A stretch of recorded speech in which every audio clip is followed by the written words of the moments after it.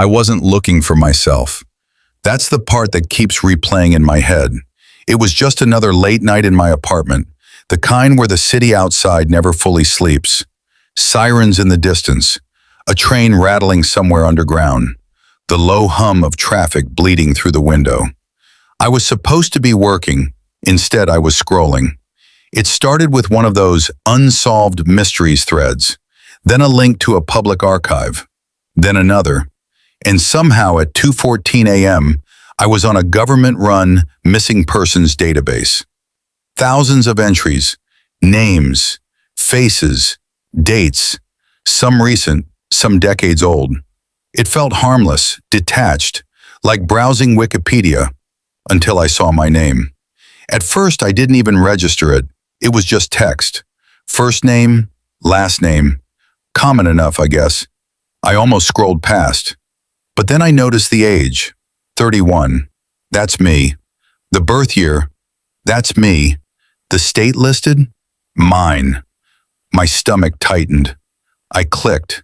The page took a second to load. Then my face appeared. Not a similar face. Not someone who looked vaguely like me. It was a photo from my own Instagram. A picture I took last year on a rooftop at sunset. I recognized the angle, the skyline blur behind me, even the shirt I was wearing. Under it, status, missing. Date last seen, 3 days ago. Circumstances, unknown. 3 days ago. I tried to think. 3 days ago I'd worked from home, ordered takeout, watched a movie, fell asleep on the couch. Normal. Completely normal. My pulse started thudding in my ears. I refreshed the page. Still there. I opened the profile image in a new tab. Same photo, same listing. Under Report Information, it said, submitted by Anonymous. There was a phone number listed for tips. I stared at it. Then I laughed. It was a glitch, a weird coincidence. Some creep using my photo. Identity theft. I grabbed my phone and opened Instagram. My account was still there. My posts, my followers. Nothing unusual. I searched my name in the archive again. Only one result. Mine. The entry had a case ID number, a reporting office, a timestamp. The timestamp said it was created at 1:02 a.m., an hour before I found it. My apartment felt different after that. Quieter, like the air had thickened. I locked my phone and listened. The fridge hummed. A car drove by. Somewhere upstairs something thumped. Normal sounds, but my heart wouldn't slow down. I opened the archive again, scrolled down further. There was a section I hadn't noticed. Additional notes. Subject may not be aware of status. I stopped breathing. May not be aware of status. What did that even mean? I checked the date again. 3 days ago. Last seen. But I'd been at work yesterday. I'd taken the subway, bought coffee, texted friends. I opened my messages. Everything looked fine, except my group chat. The last message from me was 4 days ago. That wasn't right. I scrolled. My friends had been talking, sending memes, planning a weekend thing. No responses from me. I typed, "Hey, did I disappear for 3 days or something?" It sent. Immediately. One friend replied, "Disappear? What do you mean?"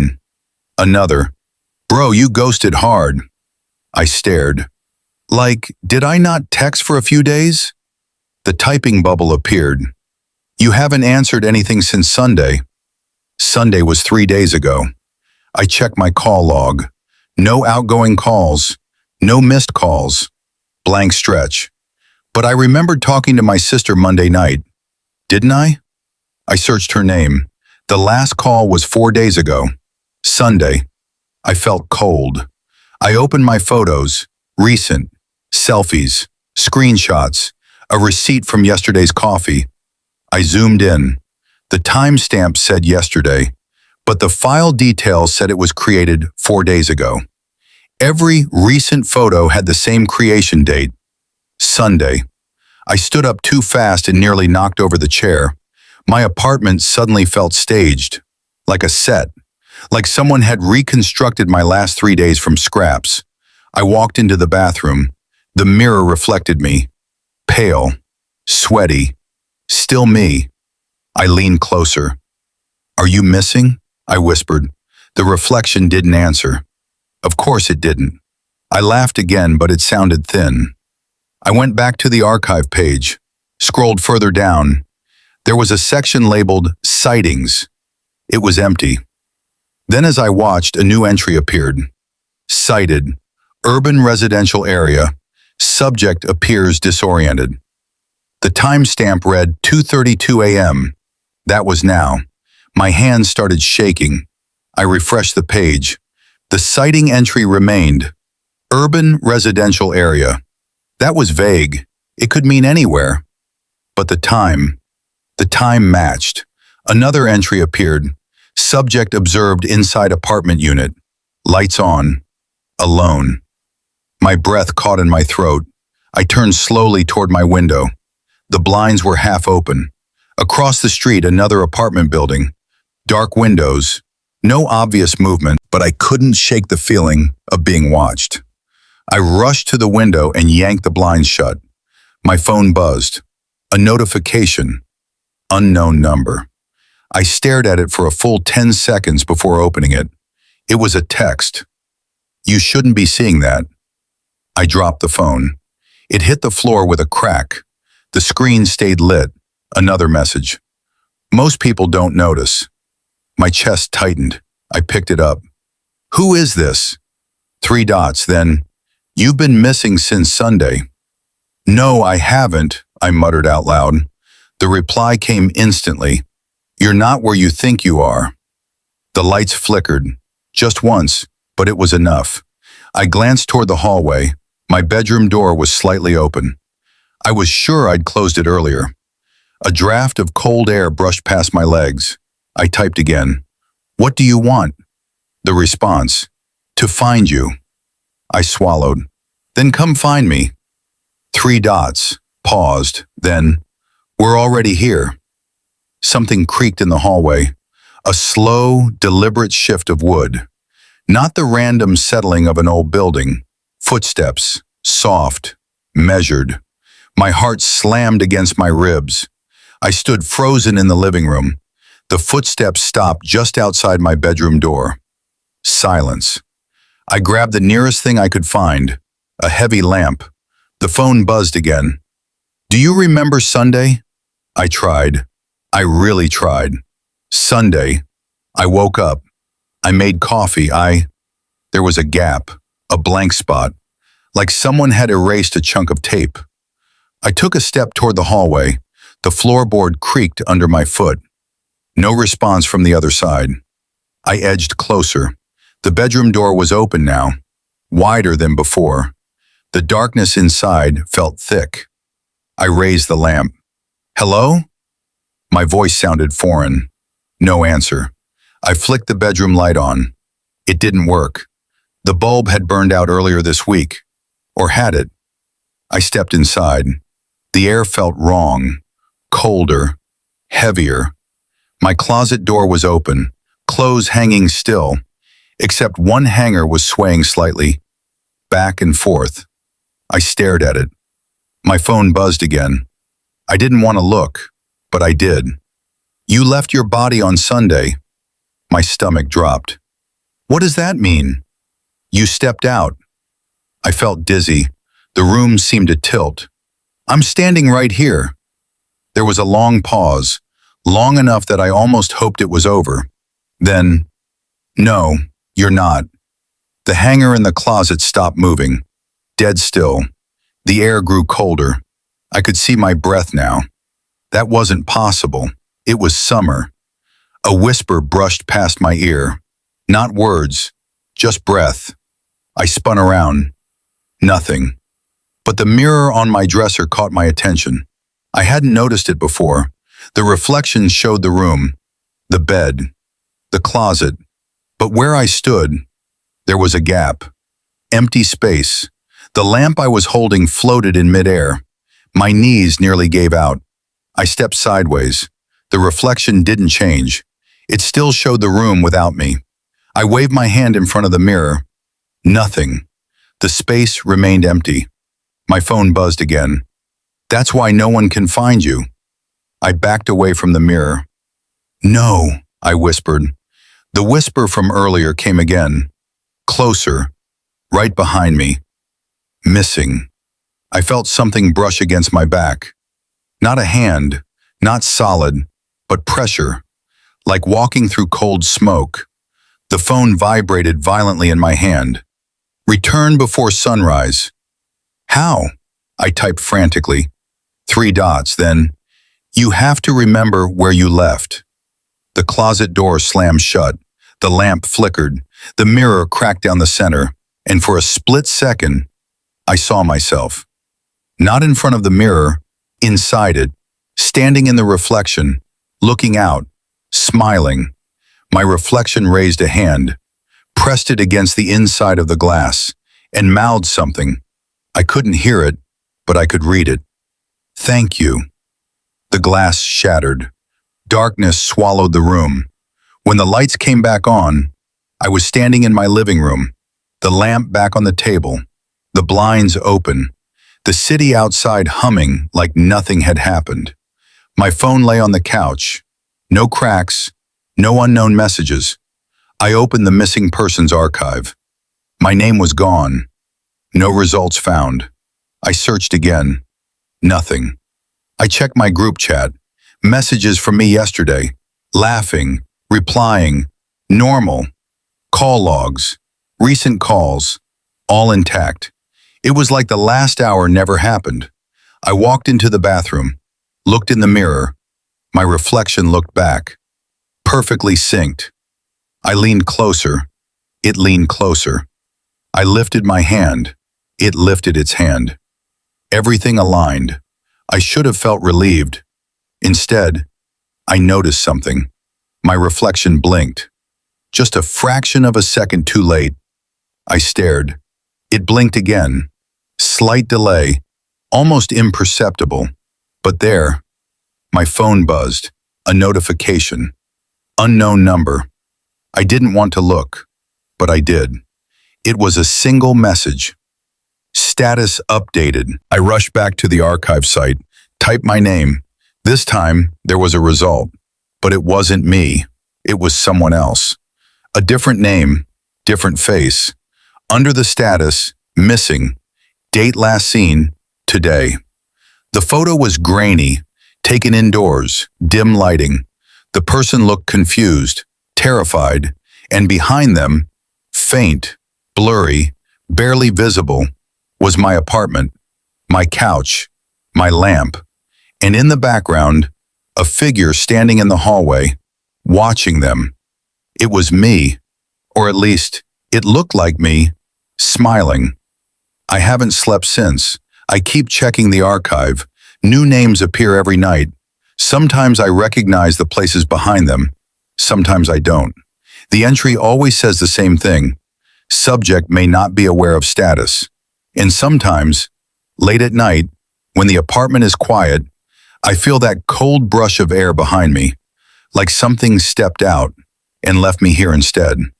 Have you ever checked to see if you're already missing? I told myself I wouldn't check again, that if I stayed off the site, if I ignored it, it would fade into the same mental drawer as sleep paralysis or déjà vu. Just another glitch in the brain. But the problem with knowing something like that exists is this. You can't unknow it. The next night, I lasted until 1:57 a.m. The city outside my window was damp and restless. Rain slid down the glass in slow streaks. Somewhere below, a couple argued. A car alarm chirped twice and died. I had every light in the apartment on, every single one. I opened my laptop. The missing persons archive loaded faster this time, like it remembered me. The search bar blinked. I didn't type my name. Instead, I filtered by recently reported. The list refreshed. New faces, new entries, all created between 1 a.m. and 3 a.m., all with the same note. Subject may not be aware of status. My chest tightened. I clicked the most recent one. A man in his 20s, apartment interior behind him. He looked mid-sentence in the photo, like it had been taken without his knowledge. The report time? 1:41 a.m. The last seen date? Yesterday. I scrolled down.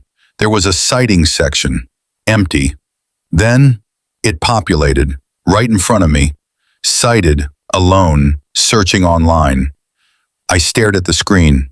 This was happening in real time. My reflection caught my eye in the dark laptop display. For a split second, I thought I saw something behind me. I spun around. Nothing. Just my couch, my hallway, the bedroom door closed. I looked back at the archive. Another update appeared. Subject appears increasingly aware. My heart slammed. This wasn't about the guy in the photo. It was about me. I refreshed the page.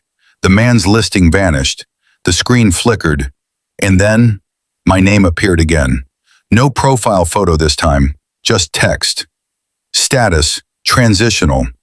Date last seen, Sunday. Condition, incomplete return. Incomplete return. My hands went numb. I hadn't come back fully. That's what it meant. Something was still out, or something else had come in. I slowly turned my head toward the bathroom mirror down the hallway. The door was open. The mirror reflected the hallway wall. Empty. But the angle was wrong.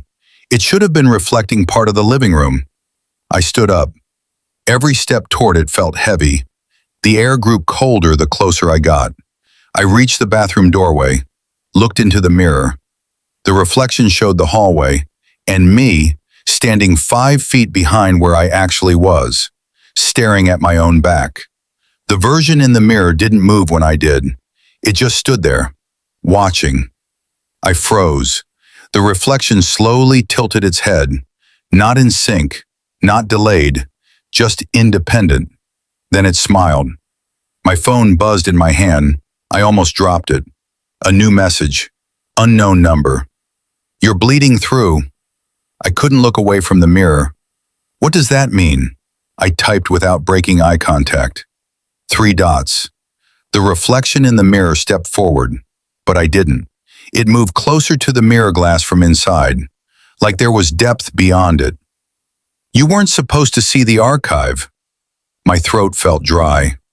Then why is it public? Pause. Then, it isn't. The bathroom light flickered. The reflection raised its hand and placed it flat against the inside of the mirror.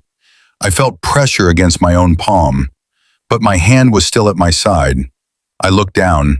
My hand was lifting on its own, slowly, against my will, moving toward the glass. No, I whispered. My arm trembled, but it kept rising. The reflection's smile widened. Its eyes looked wrong, too focused, too aware. My palm pressed against the mirror. Cold, so cold it burned. The reflection leaned closer. Its lips moved. This time, I heard it. A whisper layered beneath the hum of the lights. You left the door open. My head pounded. What door? I croaked.